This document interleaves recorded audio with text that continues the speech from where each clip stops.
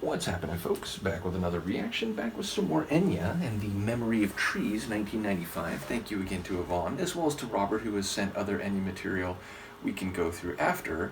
The next tune on the playlist is Tea House Moon, which gives me an image of an East Asian / Japanese traditional tea house under a big nighttime moon. Now, of course, that's maybe influenced by the fact that I watch a lot of Japanese entertainment, Japanese dramas, anime, as you can see here from my mug. But yes, of course, there are tea houses and ceremonies in all manner of cultures from around the world, so maybe the setting is different than my mental picture, but that's what I think of when I saw the title, or that's what I thought of, rather, when I saw the title, is a Japanese tea house under a very picturesque moon. So let's see what it is in practice, or at least what I can pick up on a first hearing. This is Enya, the song is Tea House Moon, and it's from her 1995 album, The Memory of Trees.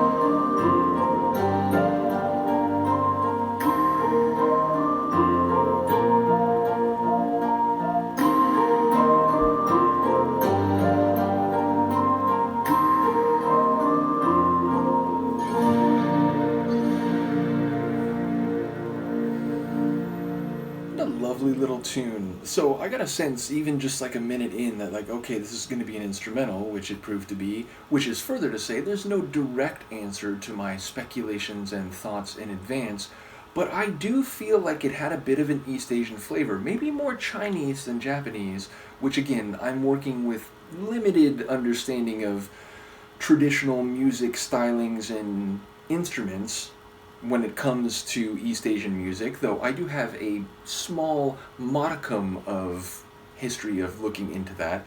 Nevertheless, as I said, it did have an East Asian feel to my ears and brain. Secondarily, there was a bit of a mystical, magical feel. It felt like a village, a tune for a village in a like fantasy historical role-playing game, if that makes sense. Like the kind of music you'd hear in a game that's sort of based on like a Middle Ages but mixed with fantasy type of world. That's kind of what I picked up, though again, maybe even more specifically with an East Asian flavor. I enjoyed the instrumentation, and I'm unsure of specifically what we were hearing, but there was sort of a struck melodic element. There was I think a stringed element that was maybe plucked.